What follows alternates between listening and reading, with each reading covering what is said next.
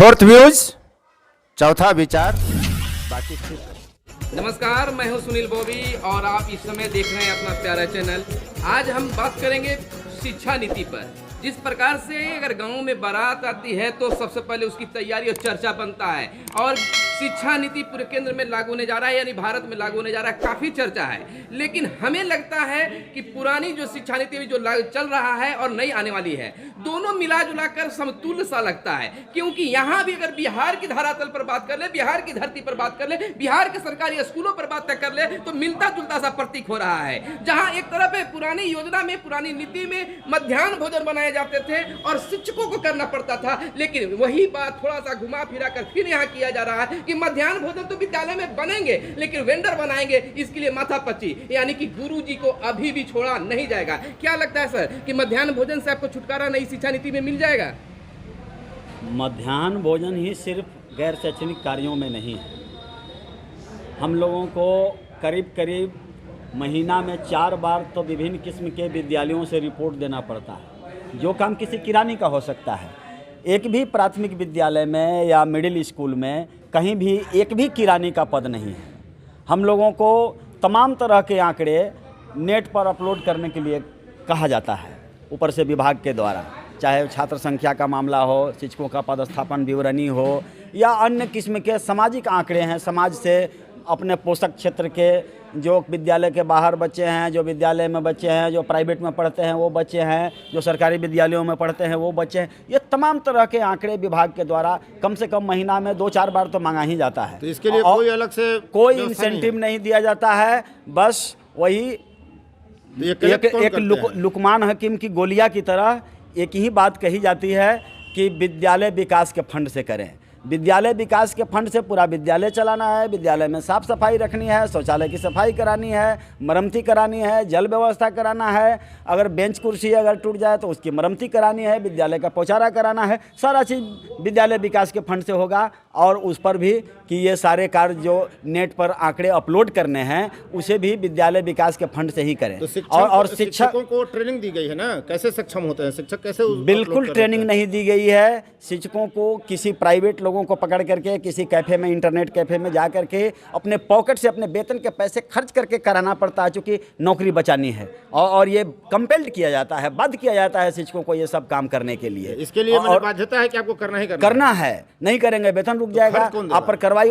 खर्च की बात तो कहीं ही जाती है लुकमान हकीम की गोली की तरह। एक ही तमाम रोगों की दवा एक ही गोलियां है लुकमान हकीम की कि विद्यालय विकास के पैसे से करिए। मध्याह्न भोजन को प्रधानमंत्री पोषण योजना बना दिया गया, तो क्या इस योजना को चलाने से बिहार में शिक्षा व्यवस्था सुधरेगा, और आप चलाना चाहते हैं कि नहीं?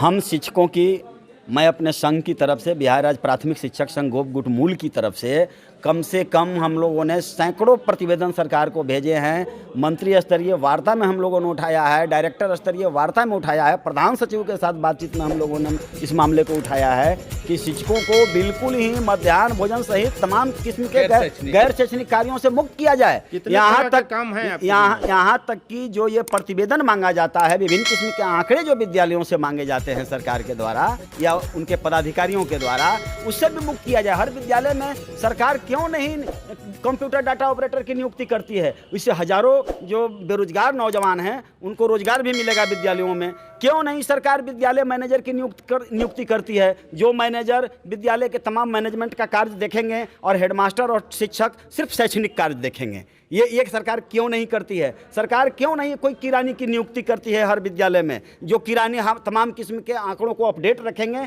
और वो किरानी ही आंकड़ा देने के लिए जवाबदेह होगा। और हेडमास्टर और शिक्षक सिर्फ और सिर्फ शिक्षा व्यवस्था को देखेंगे और बच्चों को पढ़ाने के लिए प्रतिदिन पाठ योजना बनाएंगे, प्रतिदिन अपनी योजना तैयार करेंगे और बच्चों को अधिक से अधिक हम उनके अधिगम स्तर को कैसे उन्नत करें, उनके ज्ञान के स्तर को उन्नत कैसे करें, उस पर अपना फोकस रखें। हाँ, उससे शिक्षकों से जवाबदेही ली जाए, उनसे शिक्षकों से प्रति माह जो अनुश्रवण हो, विभिन्न पदाधिकारियों के द्वारा अनुश्रवण हो कि हाँ शिक्षकों को हमने तमाम किस्म के गैर शैक्षणिक कार्यों से मुक्त कर दिया, तो उनके क्लास के बच्चों का अधिगम स्तर उन्नत हो रहा है कि नहीं हो रहा है, इसका भी ले। जो मान लीजिए कि जो विद्यालय नहीं कर पा रहा है उस विद्यालय पर कार्रवाई करें, जो शिक्षक नहीं कर रहे हैं उन पर कार्रवाई करें। लेकिन सरकार कि नियत तो हो शिक्षा व्यवस्था को ठीक करने की, बच्चों के अधिगम स्तर को उन्नत करने की नियत तो हो सरकार के पास। लगता है सरकार नियत के ही नहीं एजेंडे में दिखाई। ही नहीं है कि सरकार तो शिक्षा कहती है कि व्यवस्था मध्याह्न भोजन चलने से विद्यार्थियों की संख्या विद्यालय में बढ़ती है, इसको अब चलाना चाहिएगा ना। देखिए, ये उसी तरह की बात हुई जिस तरह से अपने किसी भाई को हमने कह दिया कि इनको दे दीजिएगा 100 रुपया, और साथ में ऐसे ऐसे हाथ से इशारा कर दिया कि मत दीजिएगा। ये इसी तरह की बात हो गई। सरकार कहती है, लेकिन व्यवहार में शिक्षकों को गैर शैक्षणिक कार्यों में इस बुरी तरह से उलझा करके रखती है कि बेचारा शिक्षक न पढ़ा पाता है और न कोई अन्य कार्य कर पाता है। और सरकार क्यों नहीं गैर शैक्षणिक कार्यों से मुक्त करती है शिक्षकों को? बिल्कुल ही मुक्त कर दे। आप ही लोग नहीं चाहते हैं कि गैर शैक्षणिक काम सबको मुक्त किया जाए, मध्याह्न भोजन आपको बनाते पैसा हैं भी तो तो आपको उसका काफी मिलता बचत है। होती है। लगता है कि मध्याह्न भोजन चल रहा है तो विद्यालय चल रहा है, नहीं चल रहा है तो स्कूल बंद है। अगर हम लोग चाहते तो हम लोग सैकड़ों प्रतिवेदन सरकार को क्यों देते? हम लोगों ने लिखित रूप से प्रतिवेदन उसी दिए तरह हैं। जैसे हम सरकार चाहती है कि सुधरे और नहीं सुधारे, तो उसी तरह अभी चाहते होंगे कि बंद नहीं हो, लेकिन हम कहते रहेंगे कि बंद करिए।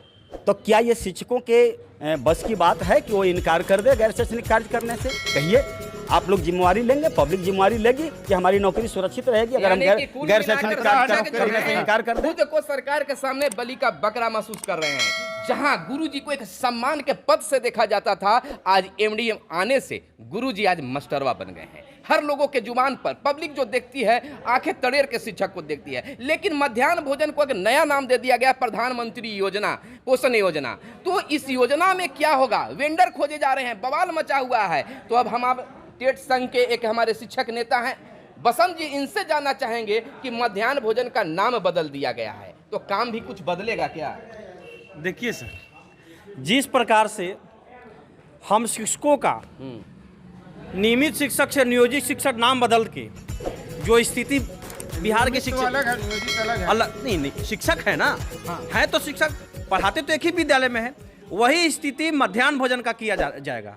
आज जिस प्रकार से विद्यालय में नियमित और नियोजित को विभक्त करके विद्यालय से पठन पाठन को खत्म करके राजनीतिक अड्डा बना दिया गया है, वेतन के लिए हम लोग लड़ते रहते हैं सरकार से लेकर के आपसी कर्मचारी तक, वही मध्याह्न भोजन में हो गया। नाम बदल देने से क्या मध्याह्न भोजन का क्वालिटी बदल जाएगा? मध्याह्न भोजन अब हमको कहता है चोर, शिक्षक ही है जो मध्याह्न भोजन चला सकता है। 5 रुपया में मैं अपने घर का पूरा जिम्मेवारी देता हूँ। 5 रुपया में पूरा भोजन प्रतिदिन मेनू चेंज करके खिलाने का अगर कोई जिम्मेवारी उठाता है तो मास्टर, उसके अलावा कोई नहीं उठा सकता। क्यों नहीं वेंडर उठा रहा है? मास्टर अगर नहीं हो तो इनका मध्याह्न भोजन नहीं चलेगा। और उसमें भी कहता है कि 5 रुपये में बचा रहते। मैं पूरे बिहार के किसी भी साथी को मैंने शिक्षक संघ की ओर से आह्वान करता हूँ, चैलेंज करता हूँ कि कोई है माइका लाल जो 5 रुपये में प्रतिदिन भोजन को बदल करके खिला दे। मास्टर को कहता है कि वह बचा लेते हैं। अरे मास्टर 5 रुपये में कैसे चलाता है? मास्टर कम दिमाग है, वो मास्टर इसलिए नहीं कहा गया। यही तो बात है ना कि 200 बच्चा का नामांकन है, वो आता है 100 गो। सर ये बताइए, 200 का बच्चा है, नामांकन 100 गो है, नामांकन 200 है, बच्चा आता है 100 गो, हाजिरी कौन बनवाता है? तो आप 200 का ही ना खिचड़ी बनाते नहीं, हैं। अब ये बताइए, आज जो सरकार की स्थिति है, पहले कहते थे कि 75% का उपस्थिति होगा तो उसको हम राशन देंगे या फिर उनको स्टाइपेंड देंगे या पोशाक देंगे। आज के जो नियमावली आई है कि बिना कोई 75% की उपस्थिति अनिवार्य नहीं है, आपको मध्याह्न भोजन आए या ना आए बच्चा को देना ही देना है। अब ये तो माने गार्जियन को उत्साह रही है ना कि बच्चा आप कहीं भी पढ़ाई, आपका पैसा खाता में जा रहा है। सरकार निजीकरण की ओर ले जा रही है। नई शिक्षा नीति में भी निजीकरण को बढ़ावा दिया गया है। 2020 का जो नई शिक्षा नीति है वो भी निजीकरण की ओर बढ़ावा की ओर है। मैं उसका भी विरोध करता हूँ कि निजीकरण को बढ़ावा। आप निजीकरण का आप विरोध करवे न करिएगा गुरुजी, इसलिए कि उसमें निजीकरण होगा तो आपको मेहनत करना पड़ेगा, पढ़ाना पड़ेगा। निजीकरण से जो फायदा है सर, टेलीकॉम कंपनी उठा रहे हैं सर। आज 399 का जो जियो का रिचार्ज था 719 रुपया का हो गया ना। ये निजीकरण क्यों? मिलाकर इनका मानना है कि जो पहले मास्टर साहब बनाते थे, मास्टर साहब को फिर बनाने के लिए दीजिए, दूसरा कोई आदमी नहीं बना सकता। मेरा कहना नहीं, हम नहीं चाह रहे, हटा लीजिए ना भैया, उसका अलग वैकेंसी नहीं, उसका अलग। हमारा कहना है कि जो लोग अभी बहस आप लोग कर रहे थे, इनसे कह रहे थे कि पढ़ाई के सिवा सब काम करवाते हैं। पब्लिक में ही है कि पढ़ाई पे ना करके सब काम करें ना भाई। अच्छा, पब्लिक उसको अच्छा मान रही है। अंधा माने कि सब काम करके, यानी पब्लिक चाहती है कि पाठशाला नहीं पाकशाला ही रहे। बस वही रहे। क्या है, जान रहे हैं कि पढ़ाना तो है नहीं, तो यही सब कमा करके तो पैसा कुछ सवारत होवे पब्लिक के। एक चीज मैं कहना चाहता हूँ, तो प्राइवेट में भेज रहा है, तो हिंगा क्या कर पढ़ाई? मास्टर तो दोषी नहीं है। अगर आप अपना बच्चा तो पढ़ाई का में नाम लिखवा है सरकारी स्कूल में, हाँ। क्या भेज रहे हैं प्राइवेट में पढ़ेला, तो मास्टर साहब क्या करेगा? तो वही प्राइवेट काम करे, 4 गो और जो कमुआ है ना बाकी वही करें। गाय बैल शिक्षकों का भी मानना है कि जब हम शिक्षण कार्य करते हैं तो कोई पब्लिक नहीं आ पाता है, और जब योजना की बात आती है, कुछ लाभ देने के बाद पब्लिक पहुंचते हैं, तो उस समय क्यों नहीं आते हैं? एक मिनट, लगातार आप शिक्षक देते रहिएगा। आज से 10 साल पहले 15 साल पहले सोचिए कि कहे नहीं लोग जाता था, सब कुछ जाता था। अगर आप माहौल बना देते हैं कि नहीं भाई सबको आना है, या फिर एक बार इस भाई माहौल कौन कौन बनाएगा, मैं पूछना चाहता दो हूँ। पंक्ति में बोलिए, हाँ दोष किसका है, टीचर का या सरकार का? दोनों का, दोनों का। हाँ नहीं, एक बोलिए, जनता पीस रही है, दोनों का है दोस्त। टीचर भी उतना ही गुनाह कर रहे हैं जितना सरकार कर रही है। और जनता इनका काम है वेतन मांगना, उनका करे कि हम मानदेय पर दिए हैं तो इतने वेतन देंगे। अब पब्लिक का दोष नहीं है, कुछ आप नहीं, खाली पब्लिक का दोष है, पब्लिक का दोष है कि ज्यादा पैसा दे के पढ़वा रही है। पब्लिक का यही दोष है, पैसा ज्यादा पॉकेट से लग रहा है, प्राइवेट में पढ़ा रही है। अगर अच्छा इन लोग का रहता तो हम प्राइवेट में नहीं पढ़ाते, वही पैसा का हम दूसरे को उपयोग करते। पब्लिक का यही दोष है, इसलिए कि दोनों अपने ईगो में, सरकार अपना ईगो है कि हमको तो जीता ही रही है, इनका ईगो है कि हम तो सरकारी नौकरी हो गया, आपको कोई घटा देगा। नहीं, मैं ये जानना है चाहूँ ना कि टीचर नौकरी नहीं जाएगी इसलिए भी आप नहीं पढ़ाते हैं। नहीं, ये चीज हाँ, कोई देखिए हिम्मत है उपेंद्र किसी सर, को देखिए बताने बात को देखिए, बात समझने की चीज है कि जब वो शिक्षक ये सरकारी विद्यालय के टीचर से ट्यूशन पढ़ाएंगे तो वहाँ टीचर अच्छे हैं, और लेकिन जब सरकारी विद्यालय में वो शिक्षक पढ़ा रहे तो शिक्षक खराब हो गए हैं। नियोजन का कार्य हम लोगों ने सफलतापूर्वक करवा, वहाँ कार्य कैसे में शिक्षक ही हैं जो नियोजन का कार्य करवा सकता है। तो आज तो अच्छे से जो पूरा विश्व का जो वर्ल्ड रिकॉर्ड है, इतना जो बड़ा हमने चुनाव करवाया ईवीएम से, 6 ईवीएम से हम लोगों ने चुनाव करवाया है, तो बिना शिक्षक के संभव था तो करा लेते सरकार। वहाँ सक्सेस क्यों है? नहीं सर, वहाँ हम सक्सेस कैसे हैं? नहीं, बात नहीं, वहाँ हम सक्सेस हैं, यहाँ हम सक्सेस हैं नहीं। जो कमवा करना है वो में अच्छा नहीं है आप। देखिए जैसे ट्यूशन हमारा शौचालय बनाना काम है, हमारा लैट्रिन गिनना काम है, कौन करने जा रही है देखना हमारा काम है। अब अभी कैसे कर रहे हैं? हमारा काम है ये। 5 रुपया में कैसे करवा दे, कह दीजिए कि हम एडीएम वाला नहीं करके। हम तो विरोध कर रहे हैं, हम तो कह रहे हैं कि नहीं बनाएंगे, लेकिन मजबूरी है ना, छोड़ के भाग जाए। भागेंगे तो नौकरी चल जाएगी। नहीं, भागेंगे तो नौकरी आप कर दीजिएगा।